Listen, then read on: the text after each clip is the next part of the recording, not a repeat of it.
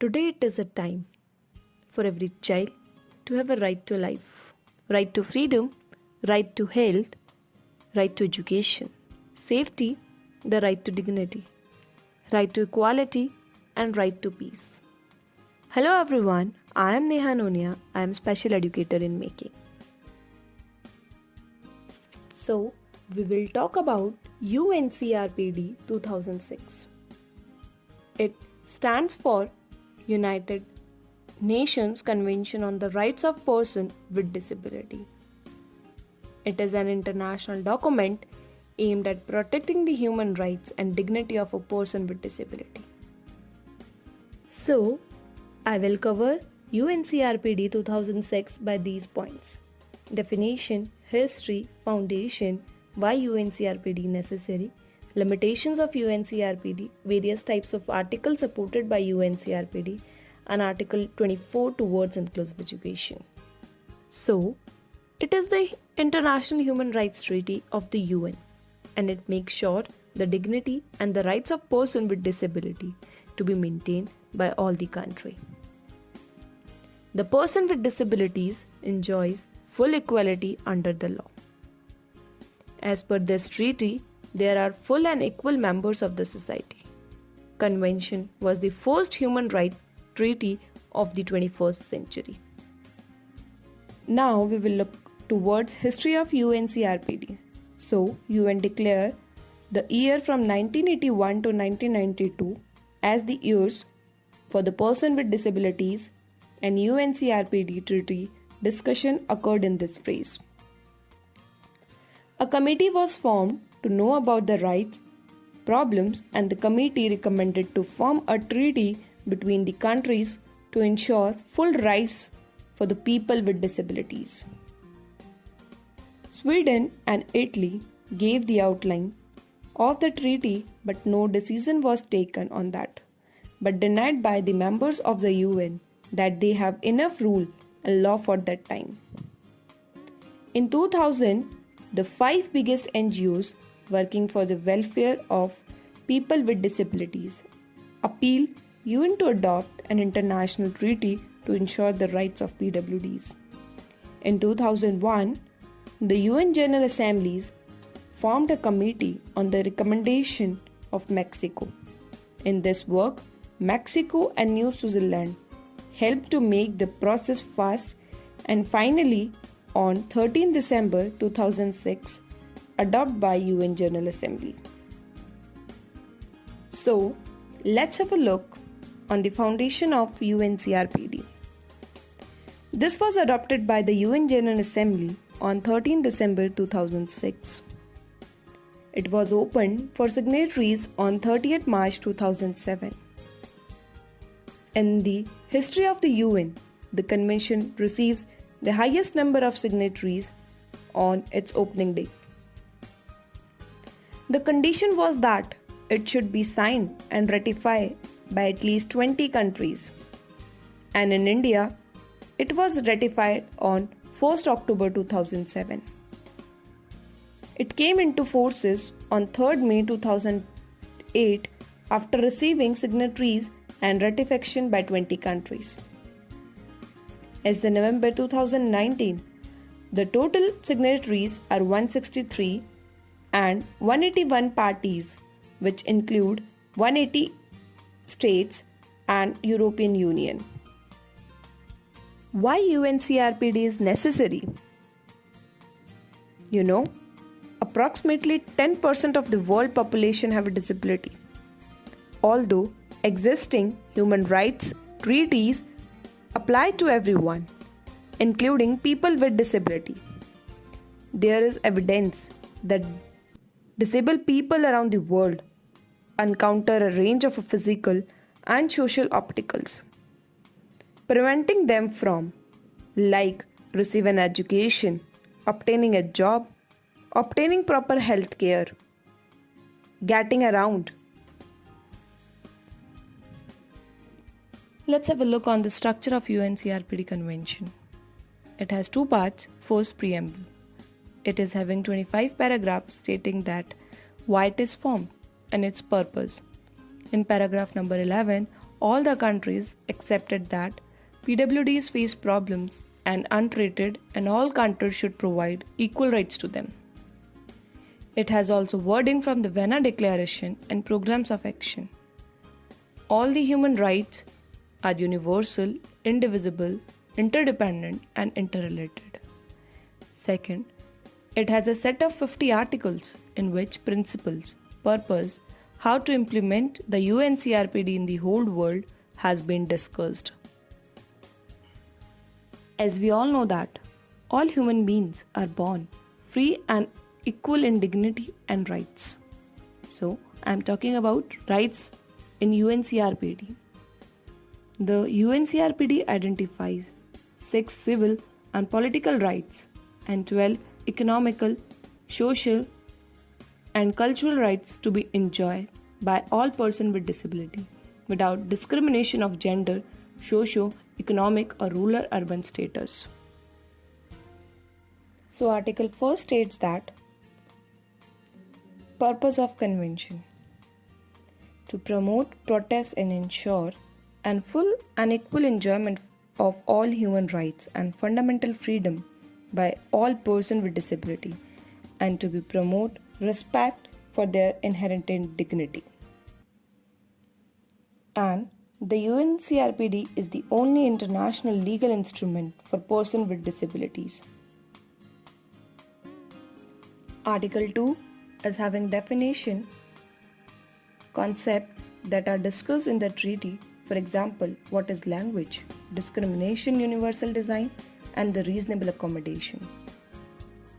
Article 3 is having general principles of UNCRPD and details how to defeat discrimination, freedom for election, to connect PWDs with society, equal opportunity, equality between man and woman, respect for evolving capacities of children with disability, and respect for rights of children with disability to preserve their identities. Article 4.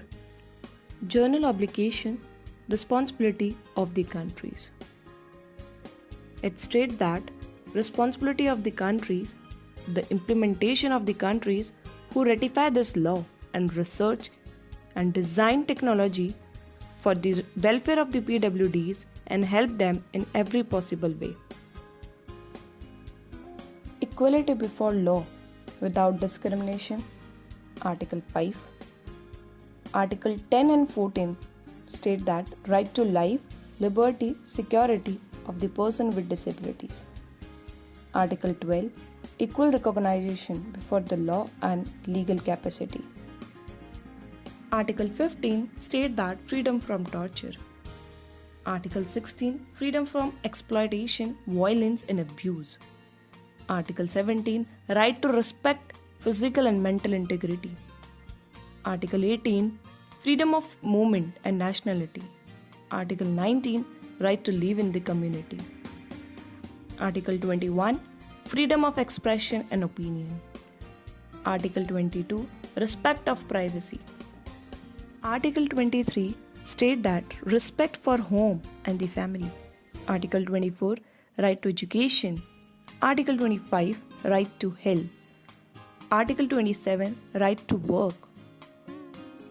Article 28. Right to educate standard of living. Article 29. Right to participate in political and public life. Article 30. Right to participate in cultural life. And the rest articles are concerned with implementation, reports and monitoring. And Article 50 state that authentic texts, the English, Chinese, Arabic, French, Russian and Spanish texts of the present convention shall be equally authentic. Now, being inclusive is having a human connection without placing judgment before it. We will know that inclusive education has become embedded in our culture and the terms become obsolete. Now, we will look towards the inclusive education. So as we all know that participation is most important to correctly identify specific needs and to empower the individual. Full and effective participation and inclusive in society is recognized in this convention as General Principle Article 3, General Obligation Article 4, Right Article 29 and Article 30. So Article 24 of the UN Convention on the Rights of Persons with Disability protects the right to education of persons with disabilities. It proclaims the right to inclusive education and prescribes the steps that have been taken to this end. Article 24 of the CRPD provides not only that children with disabilities should be discriminated against, but also that they should be able to participate in general education system.